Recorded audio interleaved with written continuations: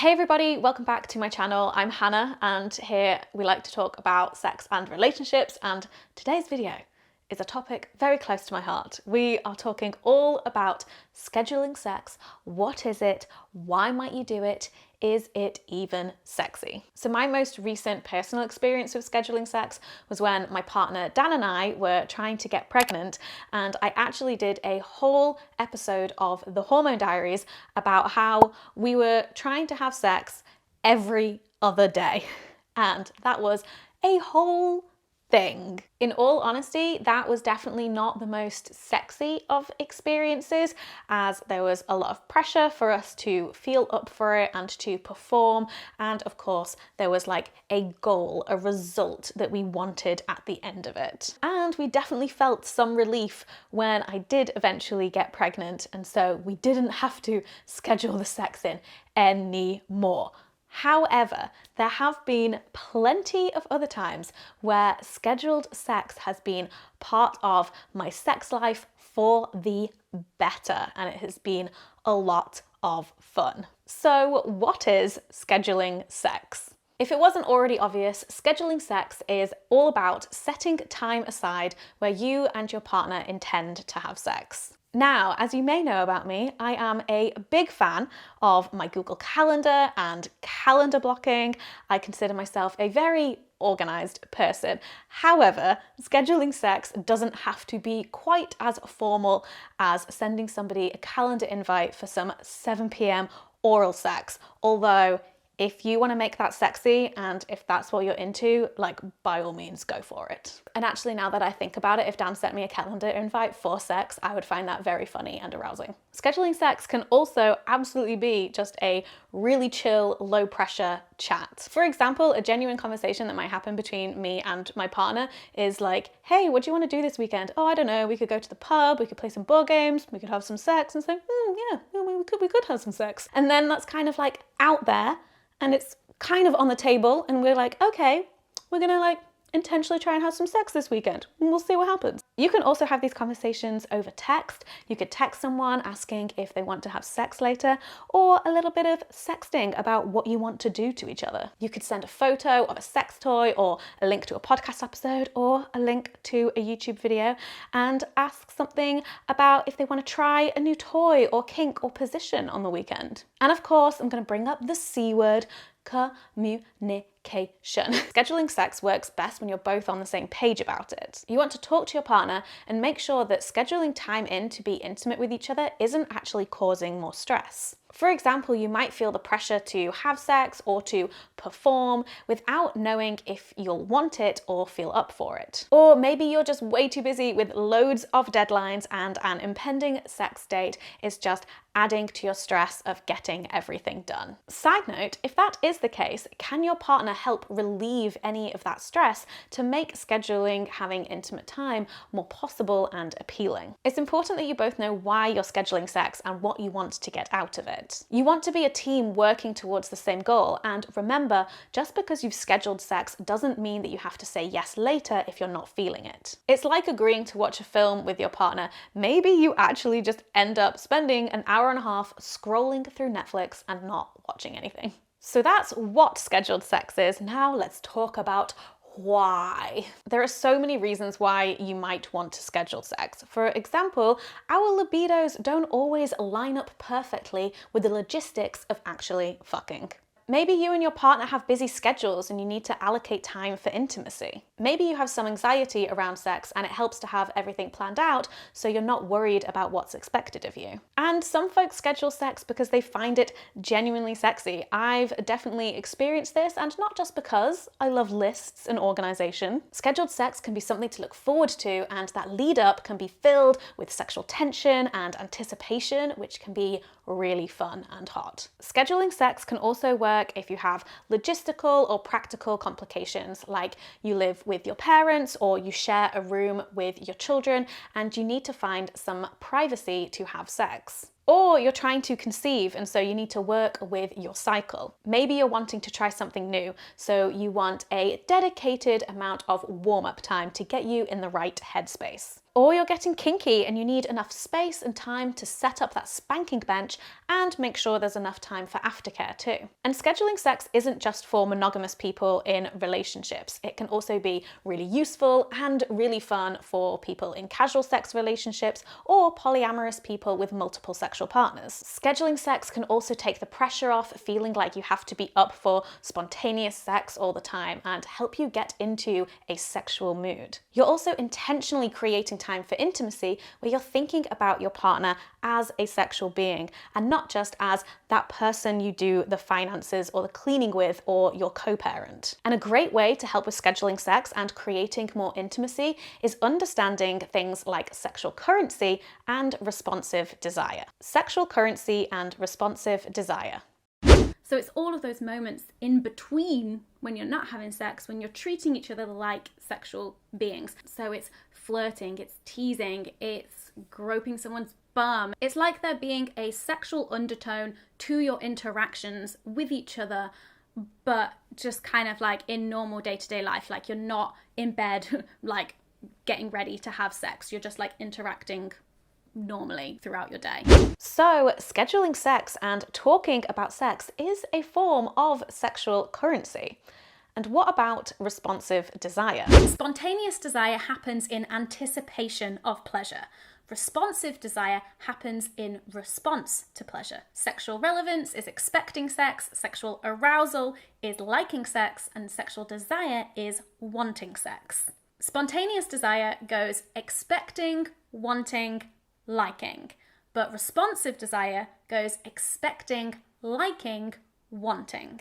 You can think of responsive desire as a bit like exercise. Sometimes you want to spontaneously exercise, but a lot of the time you don't. So you might want to schedule in your workouts and time to exercise, and in my case, always have a bag packed ready to go for a swim. Scheduling it in means that you don't have to be worried about when the next time you're going to work out is, and can help you get into the right headspace beforehand. You might not show up to every workout super excited to exercise, but you can do some stretches and gently warm up, and you might really enjoy going for that run because you made time for it. By scheduling sex, you're building up your sexual arousal, your liking, pleasure, and enjoyment in the lead up to having sex. So your desire has the time and the sexual stimuli it needs to emerge. You want to focus on cultivating arousal and pleasure in you and your partner by creating the conditions in which desire can grow, and that can be really fun. But Hannah, I hear you say, scheduling sex just sounds so unsexy. So let's unpack why we love spontaneous sex so much. The myth of spontaneous sex. Why do we believe that spontaneous sex is better? Well, it's because we believe spontaneous desire to be superior to responsive desire. Why? Well, because it would seem that men are more prone to spontaneous desire and women are more likely to experience responsive desire. And because we live in a patriarchal society, the way that cis men experience the world is seen as good and normal, and women and people of marginalised genders, well, we're difficult and broken. However, it has been argued in Catherine Angel's book, Tomorrow's Sex Will Be Good Again, that all desire is in fact responsive. It's just that cis men's desires are much more reflected back at them and considered more socially acceptable than women's. This means that their horniness is perceived as spontaneous, but it is still very much in response to sexual stimuli, and also not being told your whole life that your sexuality is wrong or broken. So even if all desire may actually be responsive, we still strive for this magical spontaneous desire because it's seen as normal. We want our desire and we want our sex to just happen spontaneously, to get randomly horny and start ripping our partner's clothes off passionately. The reality is that even in situations where sex feels pretty spontaneous, you might still need to pause before you get into it. You're supposed to pee before you have sex, and for me personally, I like to empty my stoma bag before I have sex, so no sex that I have is ever truly perfectly spontaneous. And that's okay. We need to debunk the myth that spontaneous sex is somehow better than scheduled sex. We have this idea that sex shouldn't take work, or that planning sex takes all of the excitement and romance out of it. But actually, maintaining anything takes work, including a great sex life and connection with your partner. People might boo scheduled sex because it feels clinical or unsexy, but scheduled sex definitely doesn't ruin the mood. It can actually allow you to create a really great context for being turned on and being present with your partner. To help me dive deeper into the myth of spontaneous sex and unpacking the idea that scheduling sex is somehow shameful, I spoke to sex educator and psychologist Dr. Liz Powell. Hi everybody, I am Dr. Liz. I'm a psychologist, the author of Building Open Relationships, and a sex educator. I'm based currently in Philadelphia, Pennsylvania. Can you tell us about how sexual satisfaction changes in long-term relationships and how this affects couples? In general, when people are in a relationship for a long time, they tend to find that the sex between them starts to feel less exciting or less hot the longer that they're together. And I think there are a lot of reasons that can happen. First of all, for a lot of us, novelty is a big thing that drives our dopamine response. And dopamine is what makes things feel exciting and good and pleasurable. And so when something is less novel, it often starts to feel less pleasurable. I think that another component here is that, in Come As You Are, Emily Nagoski talks about our sexual excitatory system and our sexual inhibitory system. So our basic gas pedal for our sexual desires and our brake pedal for our sexual desires. And I think that for a lot of us, when we're early on in a relationship, there are a lot of things that amp up the power of the brake pedal. It's exciting, things are good, we haven't had big problems, there's not a lot of big pressures on us, and so it's very easy for us to access that excitatory system, that gas pedal. And at the same time, there's not a ton hitting our brakes. We're not doing dishes with each other, we're not figuring out finances, so there's a way in which it is much easier for us to be in tune with what excites us and increases our desire to have sex, and much harder for us to be in touch with the things that might put the brakes on later. But the longer that we're together, the more things there are that can start to hit our brake pedal. Whether it's the fight we had last week, whether it's that we haven't seen each other for a while for reasons that don't feel good for us, chores, kids, bills, all of these things for a lot of us can end up hitting our brake pedal and making it harder and harder for the gas to be effective, even if we still really do like our partner and have a lot of desire for sex. And so I think when we're looking at a long-term relationship, it's not just about why is the sex less enticing between the people having it? There's also a big component of, are there things getting in the way of our ability to connect to how into each other we are when we're in a longer and longer relationship and dealing with more entanglements and complications. Also, I think for a lot of us, when we're in a relationship for a long time, we start to do less exploring with our partner and rely more on the things that we know work. When we're first playing with someone new or exploring with them sexually, we have to try a bunch of different things because we don't know yet what's going to work well between the two of us. But the longer we're together, the more that we know what works really predictably, and we may start relying on that in a way that is more significant or heavier than it might necessarily make sense over the long term, and start going just to those old reliable moves and neglect that even though we know what works very well, it's still helpful to do other things, because if we do exactly the same thing over and over again, it's less likely to be as exciting or fun. All stuff I can definitely relate to, and it also makes me think about the impact of the pandemic and lockdowns on people's sex lives too. Why might scheduling sex help couples reconnect and bring their sex lives back to life? For a lot of folks, especially people who cohabitate and share children, scheduling sex can be a really helpful way to get back into the habit of having sex. People who have had kids oftentimes get out of the habit of connecting sexually, either during pregnancy or after the child is born, due to the massive amount of changes happening to the body of the person carrying the child, maybe even due to additional stressors. And then after a child is born, they don't tend to sleep a lot, people are tired, they're exhausted, they're stressed, and so a lot of times sex disappears for a little while. The same can happen if someone's going through a really stressful period at work or having a significant period of mental health symptoms. There's a bunch of different reasons that in a long-term relationship you might end up not having as much sex for a while, and once that starts happening, it can be harder to get back into a rhythm of having sex regularly. because you've kind of filled up your time and your schedule with other things now. Scheduling sex can be a way to both internally and relationally show the priority that you have for that kind of connection with your partner. A lot of people, I think, have hesitations about scheduling sex, but when we schedule sex, we can give both people involved some sense of reliability about when sex might be happening. This isn't to say that you have to have sex when it is scheduled if you're like absolutely not in the mood or something bad happens. But for a lot of people, especially if there's a desire discrepancy in the relationship where one person wants a lot more sex than the other, knowing when it's on the calendar can help that person with more desire kind of relax into the relationship because they know when they're more likely to get their needs met. And the person who's experiencing less desire, it can give them a time to like amp up for and get ready for. Additionally, if you have one person in a relationship or two people in a relationship who have more responsive desire rather than spontaneous desire, having it scheduled can make it a lot easier because nobody has to worry about, am I going to start this and get a no? Am I going to start this and they're not going to be in the mood? It's a thing where both people have agreed to at least try to give it a shot during this time and see if that's going to work for them.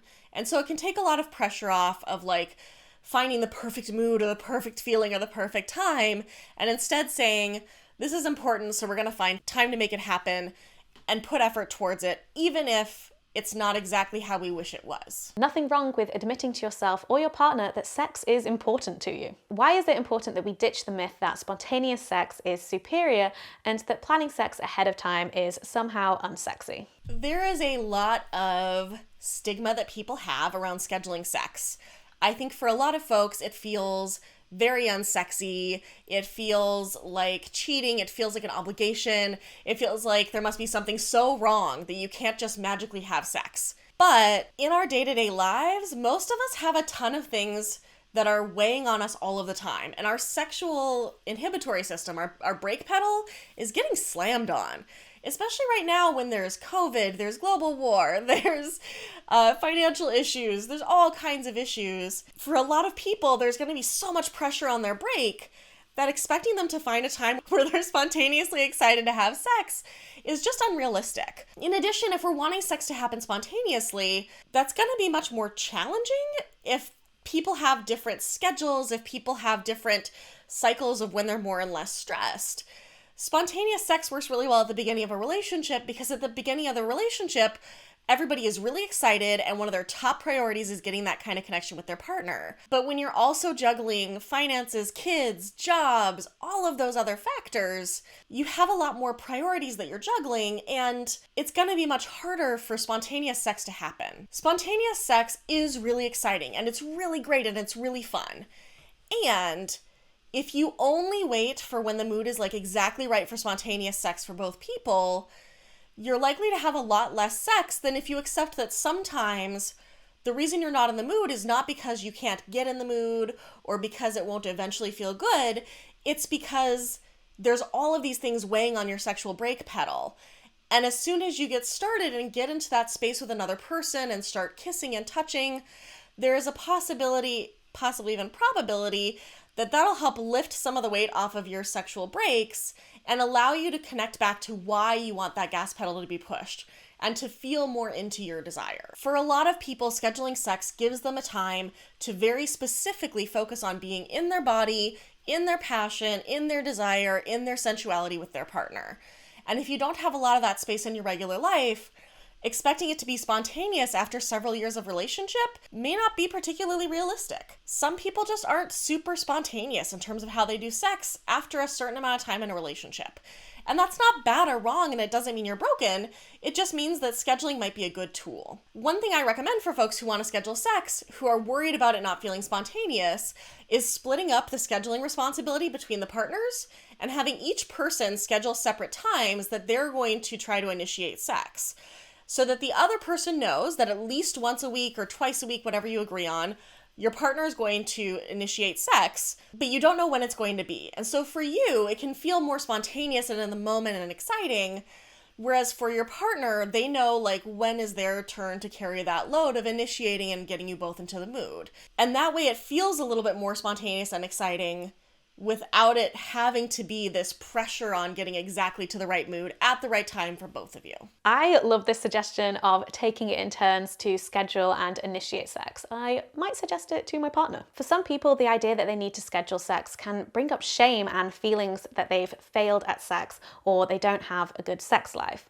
What can you say to reassure them that it doesn't mean that? In my opinion, the only way that you have failed at sex is if you are harming other people or if you are harming yourself in the sex that you are having. Those are the only ways, in my opinion, anybody can fail at sex. I think that most of us have had an experience where we make a commitment to do something like keeping our daily planner, and we do it for a little while and then it falls off and then it's been months since we've used it.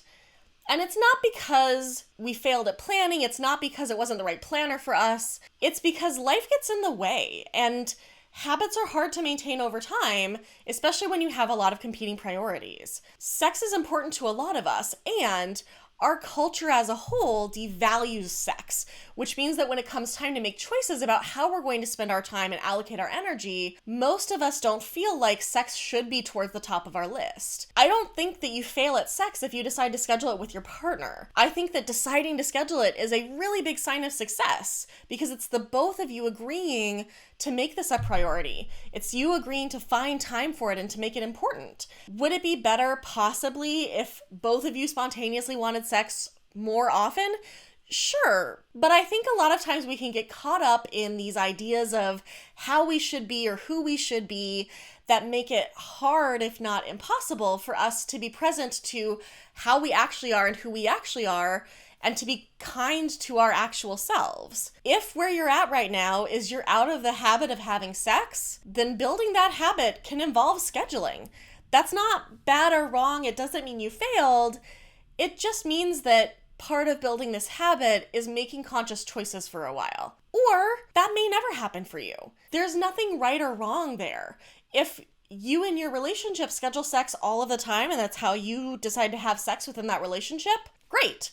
If you in your relationship always have spontaneous sex the whole time you're together, that's great too. Neither of these is better than the other. Neither of these is right or wrong. Whatever it is that helps you be able to come closer to your goals around the ways you connect with your partner, the ways you experience sex and sexuality, those are the right choices. It's not about some objective way that everybody's supposed to be doing things. It is about who are you in this moment, at this phase in your life, and how can you set yourself up for as much success as possible rather than punishing or blaming yourself for not being some other way. You're not failing. You're making new choices to set yourself up for success. Thank you so much, Dr. Liz Powell. I'll leave some links in the description to where you can find more about them and their work. So now we've covered why you might want to schedule sex, shall we get into some tips for making it sexy? I've already mentioned this, but exchange sexual currency with your partner. Use the fact that you have sex scheduled in to try and build up some anticipation for it.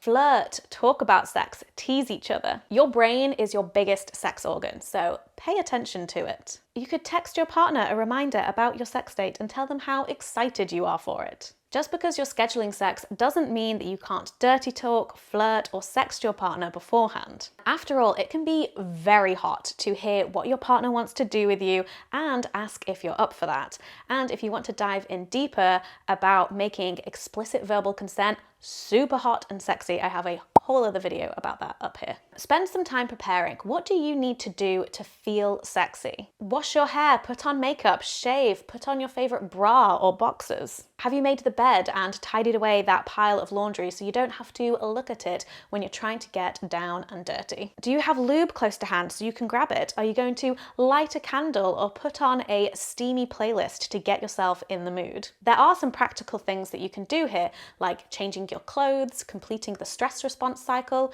muting notifications, or turning off your phone. And maybe you have some kind of ritual that helps you transition out of work or parenting mode and into sexual adult mode. Even with lots of build-up, when the time comes, don't expect to jump right into things. Take time warming up and getting comfortable. Talk to your partner about what works for you both to feel seduced and get in the mood and how you can turn each other on. For some people, just talking, sharing something that happened that day, listening and making eye contact can help them feel more connected and keen to move things onto sexier topics and activities. And of course, redefine what sex looks like to you. I'm a big fan of redefining sex, so it works for you and your partner and doesn't just by default look like the cis hetero patriarchal scripts of penis in vagina penetration. If you're scheduling sex, that doesn't mean that penetration has to be on the table. Sex can look like whatever you want it to. Whether it's part of the initial conversation and organizing, or it comes up in the moment,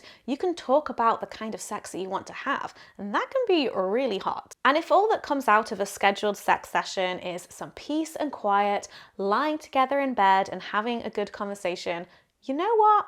That sounds bloody great to me and like a really positive, intimate experience that helps you feel connected. So is scheduling sex something that you've ever tried? Do you find planning sex ahead of time sexy? Let me know your experiences if you're willing to share in the comments. I would love to hear from you. Thank you so much for watching, and thank you so much to my patrons who support me and help make these videos possible. I hope that you are all doing well, and I'll see you in my next video. Bye!